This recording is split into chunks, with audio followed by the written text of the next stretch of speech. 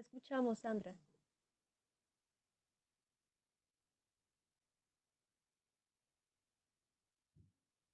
Muy buenos, muy buenos días a todos. Muchísimas gracias por quienes se conectan con nosotros en este evento festivo, en día festivo. Bienvenidos a este espacio, a esta charla típica, esas largas, un hito en la historia de Astrid Lindgren.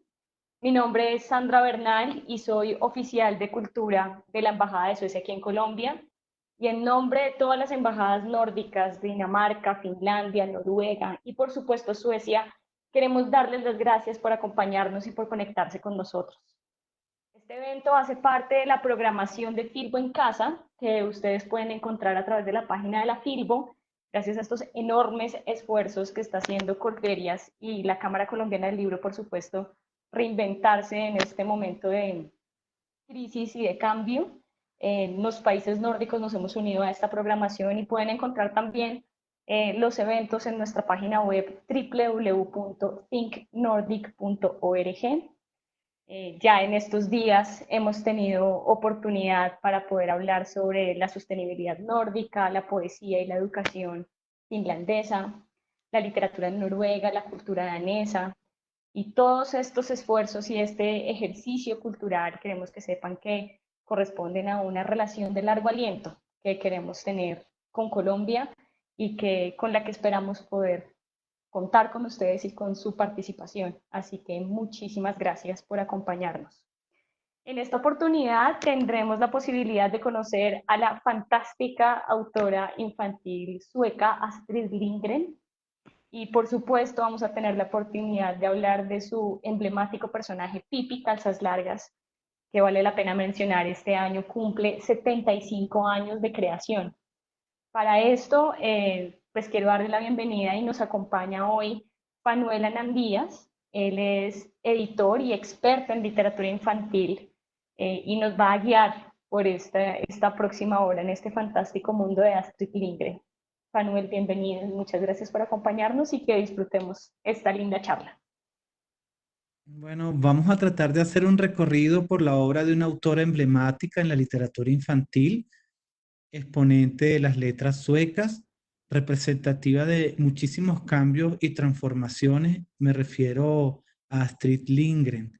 Agradezco obviamente pues a la embajada, a la Cámara del Libro y a Filbo que me hayan invitado a asumir este reto, porque de alguna forma es un reto como investigador, sobre todo porque las fuentes son muy lejanas y están en un idioma extraño, y acercarse a la obra de ella por traducciones y también artículos especializados en otros idiomas, pues siempre es significativo para acercarnos también a cómo la han mirado desde distintos ángulos, distintos expertos, sobre todo porque su obra después de 75 años ha trascendido, y no solamente por el personaje de Pippi, sino también por otros personajes y por otros productos culturales. Pues me gustaría dividir esta charla como en tres partes, una conversación muy informal. Quisiera hablar un poquito en la primera parte de Astrid Lindgren, después referirme al personaje Pippi Calzas Largas y después hablar un poco más acerca de otras obras que han sido significativas, que han sido meritorias, que han sido mágicas, extraordinarias, especialmente porque han sido también llevadas a otro formato. Y creo que también es valioso conocer a un autor más allá de un solo personaje que es representativo y emblemático. Astrid Lindgren nació en 1907, nació en un pequeño pueblo de Suecia, en Vimmerby, en una granja, en una familia de granjeros. Y creo que parte de esta vida tan plácida, pero también tan áspera, se siente en muchos de sus libros.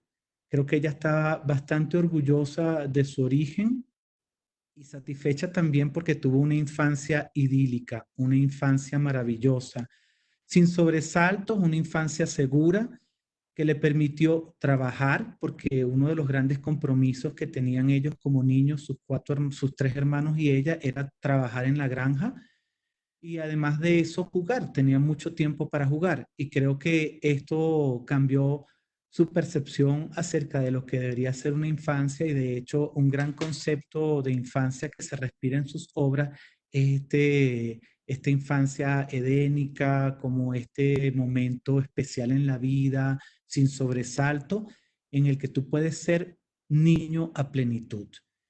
Bueno, creo que hablar de su obra es referirse a un cosmos gigante. Ella escribió 34 libros de narrativa, entre series y libros independientes. Escribió también 41 libros álbum o libros que fueron de alguna forma también ilustrados. Ha vendido más de 165 millones de copias de libros y ha sido traducida a más de 100 lenguas.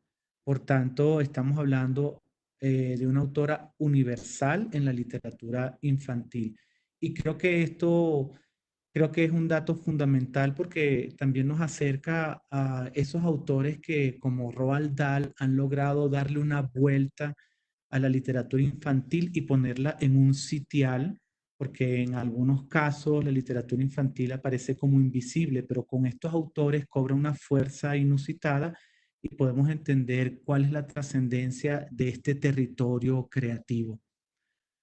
Hay una película maravillosa que habla sobre la obra de Astrid Lindgren, Being Astrid o Conociendo a Astrid o La Juventud de Astrid, y que me parece muy bien lograda, muy bien documentada para hablar de un momento capital de la vida de Astrid Lindgren. Especialmente ella fue una madre soltera, por así decirlo, tuvo un hijo fuera de la institución del matrimonio y ella tuvo que llevar este hijo a una casa de cuidado en Noruega, un poco para evitar el juicio que pudiera hacérsele al padre del hijo, que era el director del periódico donde ella comenzó a trabajar. Creo que este es un episodio valioso e importante en la vida de ellos, no desdeñable, porque en muchas de sus historias aparecen niños en situación de orfandad, pero también eh, como el poder que pueden tener los niños para ser felices arranca de estas ideas de separaciones y un poco la aspereza que ella le tocó para enfrentarse a lo institucional, especialmente porque pues venía de una familia no solamente de granjeros, sino una familia muy tradicional. Aquí vemos una foto de toda su familia. Le voy a dar los créditos posteriormente, que aparece en un libro documentado sobre la vida de Astrid Lindgren. Aquí está junto con sus hermanos. De un lado está su padre, Augusto, y del otro lado su madre, Ana. Eriksson eran su apellido. La que está más pequeña en el regazo del padre es Ingegerd. Después tenemos a Astrid, que está marcada aquí con una estrellita, Stina, y Gunnar, su hermano por el que sintió una muy especial afición y además de eso tenía una relación muy hermosa posteriormente como adultos. Esta es una foto de un cuadro familiar de cómo era la composición de la familia de Astrid Lindgren, pero también nos habla muchísimo de cómo era una familia campesina en una ciudad pequeña de no más de 5.000 habitantes, donde precisamente cualquier atrevimiento podía ser visto como algo escandaloso. Posteriormente, hacia los 16 años, vemos esta foto muy particular que me gusta mucho dentro de la historia de Astrid Lindgren. Aquí nuevamente marco con estrellita donde está ella. Creo que es una foto bastante contestataria.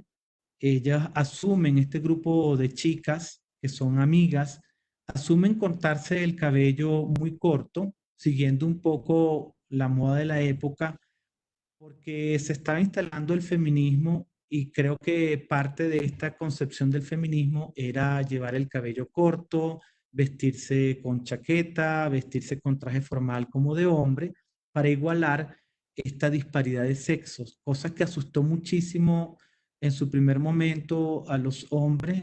Se llamaba el corte a la garçon en francés, el corte a lo muchacho porque comenzaba ya a hacer una revolución en cuanto a la participación de la mujer en lo que los países nórdicos han sido muy adelantados en la vida política, en el trabajo, en los sistemas de votación y especialmente también por esta necesidad de saltarse el rol tradicional. Y de hecho, más adelante, este evento que hace que también ella tenga una fractura con la familia, bueno, más que una fractura porque fueron siempre muy unidos o siempre muy cercanos. Su mamá era muy severa, pero a pesar de ello, al final aceptó el hecho de que ella tuvo un hijo justamente con el director del periódico donde ella comenzó a trabajar hacia los 17, 18 años. Desde que ya Astrid era estudiante, ella tenía una afición especial por la literatura. De hecho, se le dio de manera muy natural y ella siempre escribía, especialmente por el sistema educativo en ese momento que tenía como oferta la escritura libre. Se planteaba especialmente el ejercicio de escritura creativa de temas libres. Y hay una muy bonita pieza que ella escribe y que su maestra se la da al director del periódico, Reinhold Blomberg, que es justamente el hombre maduro con el que ella tiene después un hijo. Y es una pieza muy hermosa que es la que hace que ella le contraten en el periódico. Yo la quisiera leer. Y dice así, fíjese usted, una niña de 13 años, 14 años que escribe esto. En una hermosa mañana de agosto, el sol apenas acababa de levantarse y los áster que crecen en un lecho en medio del prado comenzaron a brotar con sus botones cargados de rocío. Hace tanto silencio en el prado y no se ve nadie en el camino. No, espera, allá vienen dos niñas conversando alegremente entre ellas.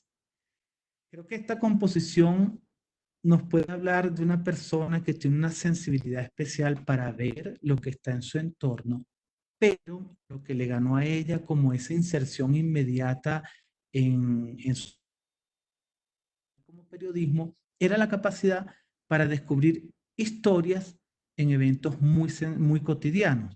Entonces, fíjense ustedes que toda esta descripción no se queda en algo como romántico, sino que enseguida detalla cómo dos niñas vienen por el camino hablando largamente entre ellas y ahí se podría detonar perfectamente una historia. Hay elementos fundamentales de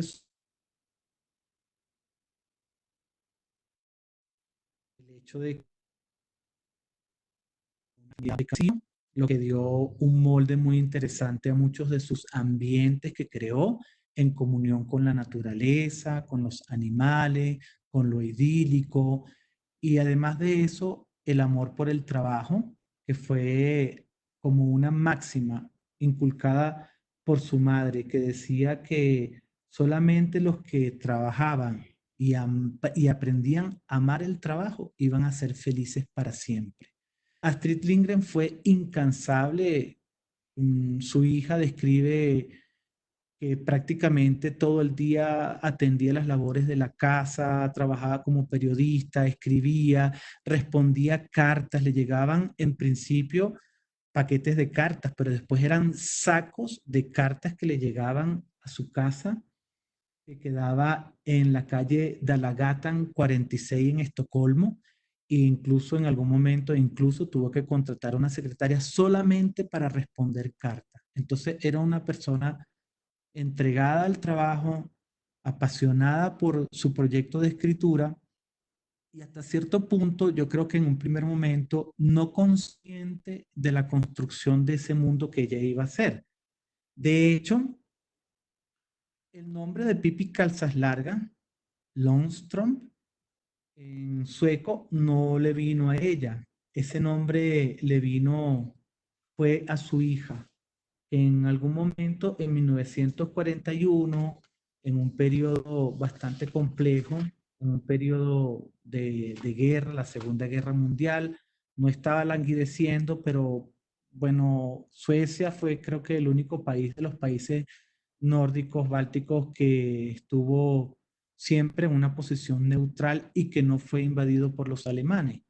Justamente su hija cuenta que un día, en 1941, en que ella estaba en cama, ella estaba demandando muchas historias y su mamá usualmente le contaba historias, especialmente los clásicos, cosa que también es muy importante porque uno de los clásicos los vamos a ver, especialmente Robinson Crusoe, como referencia en Pipi Calzas Largas.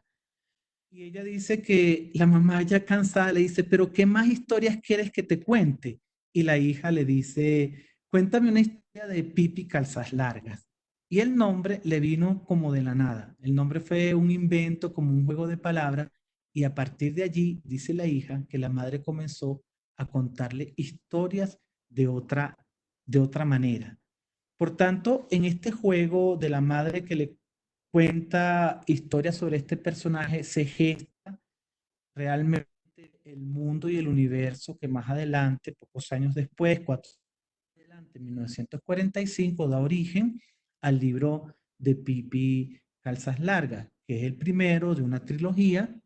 Incluso este libro ganó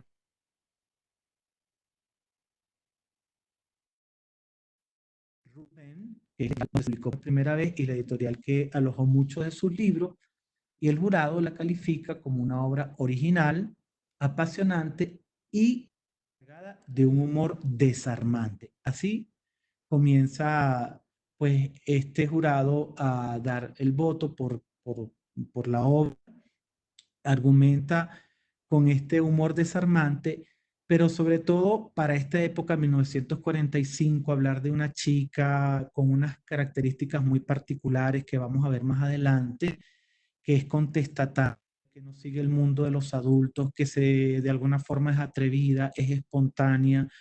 eh, eh,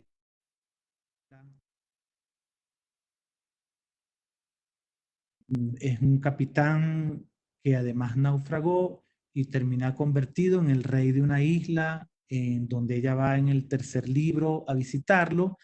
Y resulta que estas coordenadas de una niña tan autónoma, que se burla incluso del mundo de los adultos, que lo desacredita, que es contestataria, que no quiere seguir ninguna regla, que vive sola, que no le importa el dinero, porque además tienes un cofre lleno de oro y que tiene una fuerza descomunal, que es capaz de levantar un caballo en vilo y que vive justamente con un caballo al que llama el pequeño tío y que vive con un mono al que llama el señor Nelson Nielsen. Es una niña que se sale de los esquemas tradicionales de los cuentos que para ese momento se escribían. Si ustedes ven la tapa de esta primera edición de 1945, observan a esta Pipi con su cara llena de pecas, con sus trenzas siempre tiesas, apuntan hacia arriba, y siempre en todas las tapas aparece acompañada de este mono, que prácticamente no es como su alter ego, pero es el personaje que se permite hacer cosas que, que extienden un poco la manera en cómo Pippi quiere llevar la vida. Pippi Longstrump en sueco, Fifi Randasier en francés, Pipi Meialonga en portugués, Pipi Longstocking en inglés, Pipi Calzelunge en italiano. En realidad, esos son los nombres que en distintos idiomas se le han dado a este personaje, y tiene de particular que coloqué en la parte de abajo un nombre mucho más largo. Pipilota Victualia Rugaldina Crumsinta en Fransdotter Landstrom. Me gustaría leerle justamente un pequeño texto de un capítulo donde se describe a Pipi Calzas Largas, y me parece que es el capítulo o el texto que retrata mejor a este personaje. Mm, Si un viajero visitase cierta ciudad sueca y un día llegara a determinado lugar de sus alrededores, tendría ante sus ojos Villa Manga por hombro. No es que esta casa tenga nada especial, pues está bastante vieja y la rodea un descuidado y selvático jardín. Pero lo más natural será que el visitante se detenga y se pregunte quién vivirá en ella ¿Y por qué hay un caballo en el porche? Si empieza a oscurecer y ve a una niña pasear por el jardín sin la menor intención de irse a dormir, pensará, no comprendo por qué la madre de esta niña no la ha enviado ya a la cama. Los demás niños están todos acostados a esta hora. Y si la niña se acerca a la verja, lo que seguramente hará, pues le gusta hablar con todo el mundo, entonces podrá verla bien. Y hasta es muy probable que piense, es la niña más pecosa y pelirroja que he visto en mi vida. Y después es muy posible que se diga, está muy bien ser pecosa y pelirroja cuando se tiene un aspecto tan sano y alegre como esta niña. Seguramente el viajero querrá conocer el nombre de esta niña que vaga solitaria a la luz del crepúsculo y le preguntará, ¿cómo te llamas? Y ella responderá jovialmente, Pipilota Delicateza Windonchey McKermin. Soy hija del capitán Efraín Calzas Largas, que fue el rey de los mares y hoy es el rey de los caníbales. Pero todo el mundo me llama Pipi. Este pasaje ya nos ubica el personaje, nos lo sitúa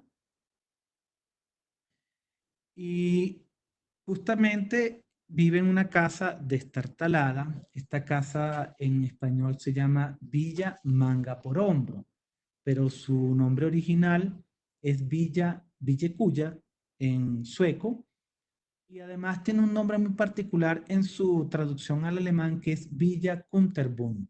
Kunterbund significa abigarrado.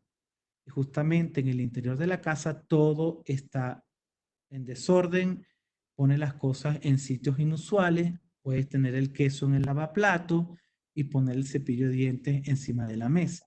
Es una niña que no sigue las reglas de los adultos, que vive de manera autónoma, se cocina, incluso ella misma se regaña y se da advertencias para cuando haya que, por ejemplo, irse a dormir.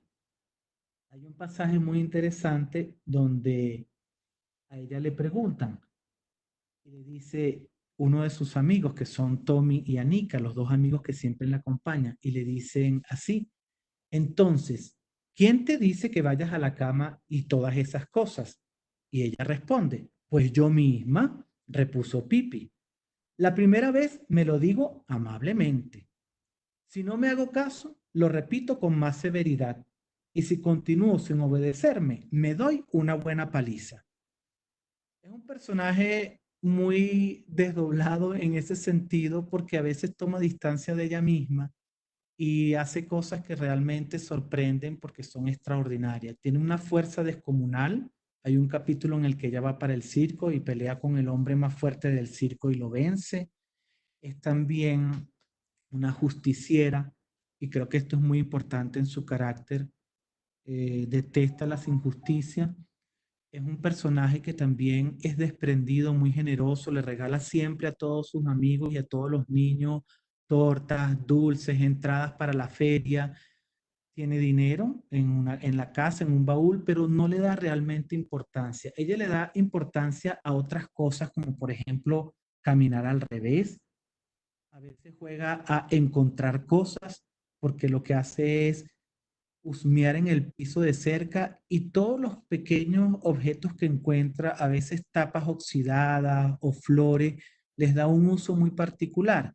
Lo que quiere decir de alguna forma que está concentrada en aspectos que los adultos no ven, en los detalles, y esos detalles los carga de magia, los carga de nuevo significado. Y por eso quizá, y por otras razones, es que es un personaje que conectó inmediatamente con niños de todos los países, de todas las culturas, porque es una niña muy auténtica y mirar al mundo desde esa perspectiva de niña, creo que le valió el éxito y la popularidad. Además, pues es una niña impredecible, reacciona a veces de manera que nosotros no esperamos como lectores y además de eso, pues no sigue ninguna regla de etiqueta. Es todo un desastre, se viste de manera un poco estrafalaria. Fíjense ustedes cómo se describe su vestido. Dice así, su vestido era verdaderamente singular.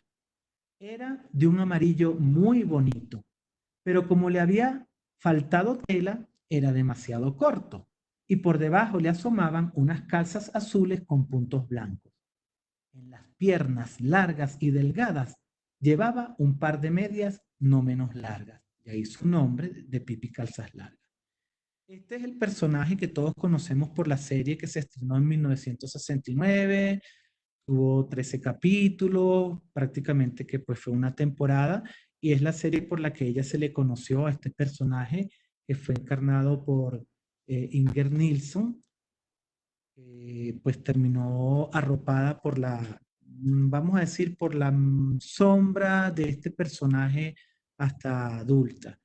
Pues como vemos a esta niña pecosa con unos grandes dientes, siempre alegre, hacía cosas completamente distintas a los niños convencionales, incluso cambiaba algunas palabras, montaba a caballo, se montaba en el tejado, era una heroína, sorprendía siempre porque tenía cosas en los bolsillos que de repente no se esperaban, daba regalos. Aquí vemos un fotograma de la película, un poco, perdón, de la serie, un poco para ver la ambientación de esa pequeña villa. Yo me imagino que en coordenadas como la ciudad pequeña donde vivió Astrid Lindgren, este caballo donde ella siempre se transportaba con unos lunares, un caballo blanco con lunares. Ahí están Tommy y Anika, que son los vecinos, los niños perfectos, buen portados, que se visten bien, que son arreglados frente a ella y que crean un paralelismo, pero que resulta que pues son personajes inseparables de estas historias que viven y aventuras desde las más cotidianas hasta las más extraordinarias, porque no solamente viven aventuras cotidianas en el bosque o que se van de repente a acampar en algún momento, sino que también se montan en un barco y se van a visitar al papá de Pipi en una isla en los mares del sur. Entonces, creo que las coordenadas de este mundo de Pipi son extraordinarias porque hay viajes, hay islas, hay eventos sorprendentes, hay mucha comida, mucho chocolate, mucho hacer lo que realmente un niño quiere hacer, como irse de camping, como disfrutar toda una tarde, como negarse a ir al colegio, como escribir con errores de ortografía. Pipi tiene pésima ortografía. Entonces todo esto se hace ver a lo largo de distintos episodios. Algunos son autónomos, otros sí son dependientes, pero que a veces incluso mezclan muy bien una buena dosis de humor que a veces raya en lo absurdo completamente por los discursos de Pipi, o que también tienen acercamientos a lo poético. Pipi no es una niña completamente alejada de lo emocional, a pesar de que aparentemente es muy autónoma y suficiente. Es capaz de conmoverse ante pequeños animales. Yo creo que un elemento fundamental que incluso le valió en algún momento a Astrid Lindgren un premio especial por ese amor hacia los animales es que en la obra hay algunos episodios donde Pipi sale en defensa de los animales, sobre todo por el maltrato de los adultos. Entonces creo que es valioso porque es un libro que introduce la compasión y el amor hacia los otros seres. Creo que me parece que esta es una coordenada interesante porque también coloca junto con el amor hacia la naturaleza y la observación de la naturaleza, el disfrute de la naturaleza, del agua, de las plantas, del aire, creo que la colocan a ella como una gran adelantada en términos ecológicos. Y creo que el ser humano cada vez más, y especialmente en eventos como este de cuarentena y en esta pandemia, reflexiona con respecto al daño que le está haciendo al medio ambiente. Pues esta es Pipi, como la vemos en su suéter y su bufanda. No se viste para nada convencional, utiliza muchos colores estridentes. Este es el señor Nelson, que siempre la acompaña. Es un personaje muy divertido, que a veces se desaparece, cuelga de la lámpara, que también se sienta a comer en la mesa con los chicos. que de alguna forma es un personaje humanizado, igual que el caballo. Tienen esos elementos porque incluso ellos comparten fiestas con los niños y tienen su ración de comida y comparten parte de esas aventuras que ellos viven. Aquí están Tommy, Anika y Pipi montados en su caballo de lunares. Se van a emprender un pequeño viaje y estos personajes pues marcaron realmente una generación importante en esta serie que fue sobre todo muy retransmitida, más que de una sola temporada, fue como que muy retransmitida y marcó entre los 70 y los 80 una generación importante que a pesar de que son nada más que 13 capítulos, crecieron recordando a Pipi como personaje. Esta foto me pareció muy linda y quería presentárselas porque es una foto de Astrid Lindgren con Inger Nilsson en esta set de grabación. En el fondo está la casa que todavía permanece y que está como un sitio de visita, que es la Villa Manga por Hombro, traducida así en español. Es la casa que crea toda una ambientación especial porque es una casa con ático, tiene una sala donde viven muchas experiencias y donde todo está desordenado. Esta es la casa, Villa Villekulla en sueco, y este es el interior de la casa. Obviamente es un set de grabación, pero esas son más o menos las coordenadas de cómo es el set de grabación de este espacio donde incluso siempre se decía que en el porche permanecía este caballo, como lo pueden ver en la foto de la izquierda, esperando o estando en compañía pues de su dueña, que era Pipi, la dueña de la casa. Y eso realmente era también algo inusual. Una niña que vivía sola y era la dueña de una casa con un jardín bastante desordenado, donde había un árbol maravilloso, donde ellos podían jugar, se escondían y había siempre un truco que Pipi hacía aparecer botellas de refresco dentro del árbol. Entonces, pues como el lugar necesario, el territorio de la infancia, una geografía espacial interesante que también tiene un elemento fundamental con la isla y que vamos a ver un poquito más adelante. Creo que estos son algunos de los puntos fundamentales que me gustaría mostrarles de la obra de Pipi. Primero retoma el arquetipo del niño salvaje. El niño salvaje que, pues como hemos comentado, no sigue reglas, pero que también es como una planta que va creciendo libre, que tiene unas coordenadas muy distintas. Por ejemplo, Pipi pone, cuando duerme, pone los pies en la almohada y en la parte de abajo se arropa con la cabeza, se arropa con la cabeza con las sábanas. Por tanto, es como el mundo al revés. Y es también eso de ser salvaje porque pues es todo un desastre cuando le invitan tanto a la escuela como a un café porque no sigue ninguna regla, es la primera que se abalanza sobre los pastelitos, se come todo, riega las cosas. Entonces, es como enfatizar eso de que los niños no están domesticados y creo que eso es necesario e importante porque con tantas reglas, con tantos no, con tantos corset, con tantos encasillamientos, los niños terminan siendo extremadamente rígidos y no viven por lo menos ese periodo de la infancia a plenitud. Otro elemento fundamental es la isla. La isla se llama Curre Curre Dut. Tiene otros nombres simpáticos en otras traducciones, de Kingdom en inglés, pero es muy importante en la literatura infantil la figura de la isla. Un lugar exótico donde se va, pero también es un lugar donde se permite ser libre, porque se vive nuevamente en un estado de no regla, donde van permanentemente, bueno, donde los niños permanentemente juegan, van a la playa, están con poca ropa, suben árboles, trepan rocas. Sinceramente, pues es como un espacio donde ellos pueden vivir a plenitud. Bueno, en la Isla del Tesoro también, que es un referente muy importante en la obra de Lindgren, lo vamos a ver también como otras metáforas, porque en otros de sus libros existe la figura de la isla. También el viaje. El viaje no es solamente el viaje hacia el bosque, que de hecho hay un episodio donde ellos acampan, sino también el viaje hacia los mares del sur, el viaje exótico y el viaje inmediato.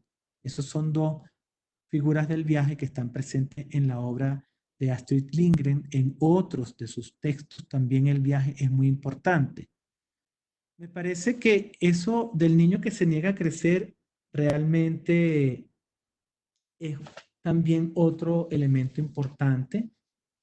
Incluso al final, casi al final del tercer libro, que es el de los viajes, el viaje a los mares del sur, Pipi viaja a los mares del sur, hay un pequeño episodio donde dice así: Pipi inclinó la cabeza en señal de asentimiento. Los tres se habían subido a la mesa de la cocina. De pronto a Tommy se le ensombreció el rostro. No quisiera hacerme mayor. Yo tampoco, dijo Anika. La gente mayor nunca se divierte, dijo Pipi con énfasis. Tienen que trabajar en cosas aburridas. Llevan vestidos ridículos, les salen callos y tienen que pagar recibos. Este es también otro elemento fundamental en algunos de sus libros. Los niños que se permanecen como en ese estado de no crecimiento. Incluso hay una edad particular en la que Pipi dice, bueno, ya tengo 10 años y creo que ya voy a dejar de ser niña.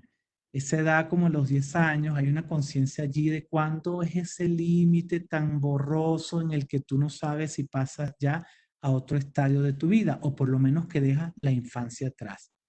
Y por último, la edad dorada, la infancia como una edad dorada. Creo que también es un arquetipo en muchos libros para niños, pero en este caso no se ve como con el halo o el barniz edulcorado, sino más bien como una edad dorada que se debe disfrutar, en la que se debe disfrutar a plenitud de las emociones, de las historias, de la fantasía, del juego, de caminar, de saltar, de todo lo que deben hacer los niños y justamente en esa infancia protegida que ella tuvo. Quería referirme brevemente a la ilustradora Ingrid Van Niemann. Bueno, por supuesto que ante la fama de Astrid Lindgren, ella como ilustradora no tuvo una trascendencia, pero sí fue muy importante por varias razones. Primero, porque ella fue una adelantada del modo de ilustrar, especialmente el modo modernista entre las ilustraciones, entre el mundo de la ilustración en los países nórdicos. Fíjense ustedes cómo el juego con las perspectivas, los colores estridentes, los contornos negros, hay elementos allí fundamentales que hacen este, como un mundo de colores muy especial y es una ilustración adelantada para su época, sobre todo por la caracterización de personajes. Ella también defendió muchísimo para esa época, estamos hablando de años 40, 50, defendió los derechos de los ilustradores. Y en ese sentido son como dos grandes aportes que ella hace. Tuvo muchas enfermedades, entre ellas también enfermedades mentales, murió, se suicidó, pero es una ilustradora que dejó un legado valiosísimo, incluso se han hecho exhibiciones importantes en museos de su obra. Allá hay dos ilustraciones que a mí me gustan mucho, una la de Pipi en la que ella está elevando este caballo, la niña fuerte, la niña que tiene estas medias un poco desastrosas y el momento en que ellos van a hacer un camping y que pues están tomando chocolate, como siempre, comiendo bollo, comen y toman chocolate muchísimo y están como en ese viaje imaginario cerca del río, en ese picnic, donde también juegan a estar en una isla abandonada, que es también un motivo recurrente en otros libros de Astrid Lindgren. Aquí hay dos otras representaciones de Pipi. Pipi ha sido representada en distintos momentos, se ha modernizado, ha sido coqueta, ha sido estilizada. Aquí vemos dos de las que escogí como dos variantes de estas ilustraciones de Pipi en otros libros posteriores. Y aquí están los tres niños protagonistas de esta serie de Pipi Calzas Largas de los años de 1969. Aquí los vemos ya en adulto, a los tres personajes. cómo cambiaron, pues obviamente cuando uno crece cambia y creo que eso es uno de los elementos fehacientes. El que hacía de Tommy es Park Sumber y la que hacía de Anika, que está abajo, es María Persson. Todos tomaron caminos distintos, solamente Inger Linsen se dedicó a la actuación, que es la que está arriba, la que hacía de Pipi, pero pues sí, en algunos momentos a ella la sobrepasó el personaje porque todo el tiempo la confundían o siempre la querían como catalogar o revisar o hacer la entrevista solo como Pipi. Este es un videojuego, pues no solamente como una pequeña muestra de todo lo que podría ser esta industria de Pipi Calzas Largas. Pipi Calzas Largas ha dado origen a muchísimos otros productos culturales, no solamente series, muchos libros, juguetes y entre estos también videojuegos. Y ya para cerrar, como estamos en una recta final, empiezan las preguntas. Muchas gracias porque ya están llegando preguntas de Jamín Villagrán, que dice que si lo imprevisible en el ámbito de la niñez sigue siendo imprevisible actualmente, ya vamos a responder. Zuli Pardo también, Richard Vargas. Hay muchas preguntas, voy a tratar de irlas respondiendo, pero me gustaría cerrar brevemente hablando de tres obras importantes. Mío, es una obra maravillosa, es muy emocional, está vista como un cuento de hadas y así justamente fue alabada por la crítica como un hermoso cuento de hadas. Hay elementos fundamentales de esta obra, especialmente espadas mágicas, capas de invisibilidad, el viaje de un niño que es huérfano, que vive con unos adultos que no lo quieren, es un mundo áspero y de repente en una de estas salidas de la casa, encuentra un mecanismo mágico que lo traslada a un reino. Por eso la película se llama Mío en la Tierra del Más Allá.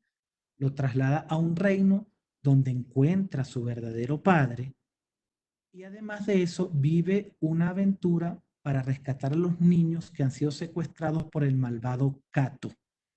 Esta película es muy interesante porque la cinta sonora la hizo ABBA, porque además de eso, entre los personajes está uno de los que después hizo de Batman. Además de eso, Christopher Lee era el malo de la película y además de eso, los efectos especiales fueron hechos por el que hizo los efectos especiales de Alien y de Batman más adelante. Aunque la película se hizo en Rusia, llevó un alto presupuesto, hay como elementos iniciales que la colocan como una película de culto. Este es otra obra maravillosa, se llama Ronia, la hija del ladrón. Estos son los dos personajes principales. Es una niña, nuevamente, el arquetipo de la niña salvaje, es la hija de un ladrón que se cría prácticamente que con experiencias en el bosque. En este bosque, a pesar de que pues, estamos en una época medieval, ella vive en un castillo, encuentra la amistad más profunda, casi que el amor con el niño del ladrón contrario a la banda de su padre. Entonces es como el mundo de los niños siendo cercano y tendiendo puente y el mundo de los adultos que entre ellos tienen una disputa. Al final hay elementos muy particulares como la relación con el padre y creo que esto se ve en la relación que tenía también el padre de Astrid Lindgren con sus hijos. Hay una nueva búsqueda de lo foral, perdón, de lo feral, de la selva, del bosque como un lugar de aprendizaje donde incluso hay seres extraordinarios, que otra de las coordenadas de los libros de Astrid Lindgren es que logra mezclar muy bien realidad y fantasía. En esta realidad siempre hay elementos de fantasía. Y otro elemento de esta obra, que también fue llevada al cine, es que es una niña protagonista, una niña salvaje, una niña feral que no cumple la regla de los adultos y que además de eso es muy autónoma. Y por último, quería hablarles de esta película que me parece, a mi juicio, una de las más hermosas películas que he visto en los últimos años sobre esa infancia idílica, maravillosa. Se llama Los niños de Bullerbyn. está traducida al inglés como The Children of Noisy Village, los niños de Villa Ruidosa. Es una obra delicada, con una fotografía, yo diría que muy estética. Está contado toda, son dos películas, desde el punto de vista de Lisa, que es la protagonista, perdón, de esta, bueno, no es la protagonista, es la que cuenta. Todo está contado a partir de esta niña, son seis amigos, tres niños y tres niñas. Aparece una también pequeña allí, como pueden ver, pero que no está como dentro de las aventuras que ellos viven, que tienen una infancia en un pueblo idílico, maravilloso, y no ocurre nada excepcional. Cosas como ir a comprar a la bodega, por decirlo, hacer unos 2 kilómetros de viaje y regresarse y se les ha olvidado la salchicha y tienen que regresarse.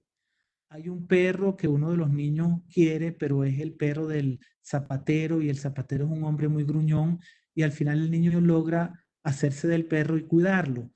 Viven a veces experiencias como, exacto, ayudar a los padres en la granja y esa ayuda de deshiervar o de sacar los tubérculos de la tierra se convierte en todo un juego. Todo es idílico, la fotografía es una preciosidad y creo que hay elementos que conectan muchísimo con un ideal de infancia que es posible y que realmente es muy hermoso.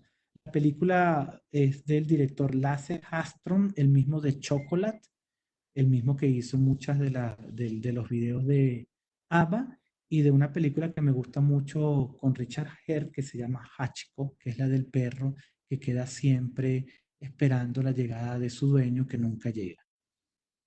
Y bueno, este sería más o menos el mundo que en breve he podido contar porque es una obra ingente, se me quedaron libros importantes en el tintero. Aquí vemos, yo quisiera mostrar en rojo los premios más importantes. Ella tuvo más de 100 premios en su vida.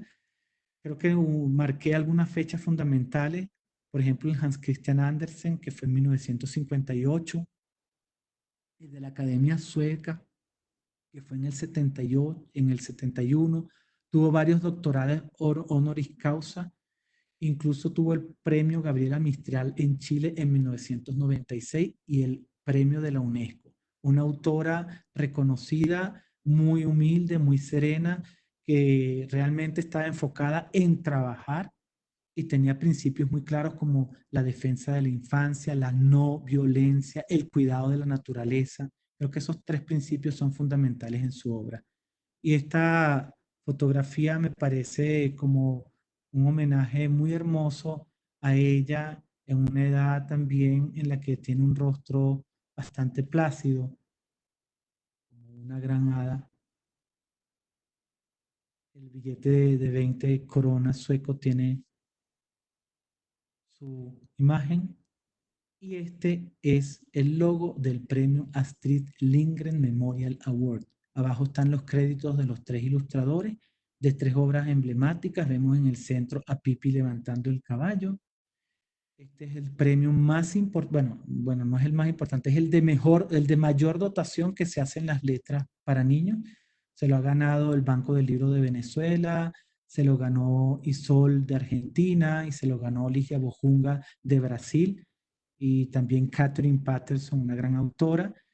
Es solamente por nombrar algunas referencias, la dotación son de 540.000 euros y es el premio, bueno, de mayor dotación que se da en las letras de literatura infantil. Estas son las referencias por si alguno de ustedes quisiera tener referencia de dónde saqué yo principalmente parte de esta información. Es una pequeña homenaje a las personas que han hecho trabajos anteriores y hay tres referencias también de artículos que se pueden consultar. Entonces, Jazmín Villagrán pregunta que si lo imprevisible en el ámbito de la niñez sigue siendo imprevisible actualmente. Bueno, no sé si lo imprevisible, me imagino que es lo espontáneo. Creo que siempre está presente en el ámbito de la niñez y además de eso, creo que los personajes que actúan de una manera que a veces no los podemos prever son los que nos dan muchísimas satisfacciones como lectores. Sí, Pipi, dice Zully que si es imprevisibilidad o realmente es contestataria. No, yo creo que las dos cosas. Ella es imprevisible. Ella a veces actúa de manera que nosotros no nos imaginamos, como que de repente está en una situación muy divertida y tiene una reacción que es como poética, o hay eventos en los que nosotros no esperamos que ella haga un chiste o tenga una explosión. Entonces yo creo que sí hay una espontaneidad, algo imprevisible y también de contestatario, porque eso se suma a que no guarda las reglas que se supone que son de la etiqueta y del buen comportamiento, como por ejemplo el hecho de que duerme con los pies en la almohada. Entonces sí hay las dos cosas. Bueno, los libros donde los puedo obtener es una buena pregunta. Sé que por la embajada se va a hacer una edición especial o se van a incluir el primer capítulo en los libros al viento, pero sí hay editoriales que tienen como Juventud, no sé qué otras actualmente tienen. Yo tengo una edición muy vieja, pero sí se pueden Manuel, conseguir. Sí, quizás ahí es pertinente para responder esa pregunta contarle a todas las personas que se están conectando que efectivamente en una de las próximas ediciones que van a ver que va a haber de Libro al Viento, vamos a tener allí incluido un capítulo de Pipi, el primer capítulo, para poder abrir la posibilidad de que más personas conozcan a este maravilloso personaje, pero también en los próximos meses llegará a Colombia una nueva traducción de Pipi, Calzas Largas. Este trabajo lo está haciendo una editorial española que se llama Coquinos y esperamos que en los próximos meses esté también disponible acá en el mercado colombiano. bueno. Entonces les estaba dejando esta pequeña referencia bibliográfica porque hay artículos, sobre todo uno en español que está en la Fundación Cuatro Gatos que se puede acceder para los que quieran conocer un poco más de este personaje. Hay un comentario, me parece que de César Augusto Brand Tarazona, que dice que hay un personaje parecido llamado Rita, que es creado por Miquel Valverde, y me pregunta que si está inspirado en Pipi. Pues no, no lo conozco, este personaje de Rita, pero seguramente el impacto de la obra de Astrid Lindgren ha sido tan potente que después de 75 años con una obra tan emblemática, hay otros escritores que se han inspirado como parte de todo este mecanismos de creación que se han inspirado en la obra de ella. Me gustaría cerrar con esta cita de ella antes de dar paso a algunas otras preguntas. Ella dice así que una infancia sin libros no sería infancia, sería como estar apartado de un lugar encantado donde puedes ir y encontrar un tipo de gozo muy inusual. Y hay un comentario de Sergio Andricaín que dice, a los niños hay que darles márgenes, gracias Sergio, y saludos, a los niños hay que darles márgenes de libertad para que puedan elegir y participar conscientemente en la construcción de su proyecto de vida, de la persona que quieren ser. Estoy completamente de acuerdo y yo creo que eso es lo que de alguna forma le da un espaldarazo a Astrid en su constelación de personajes tan diversos que todos labran de alguna forma su propio destino porque son muy autónomos. Y me parece que eso es una ganancia para que muchos niños lean personajes de esta naturaleza y también se empoderen, es un verbo que me gusta mucho, hablando de la infancia, para construir su propio camino. Entonces, bueno, ya estamos cerca del final. No sé si hay alguna otra pregunta. Pues como pueden ver, hablar de Astrid Lindgren es como, es un gran reto porque es una persona que hizo aportes fundamentales a la literatura infantil.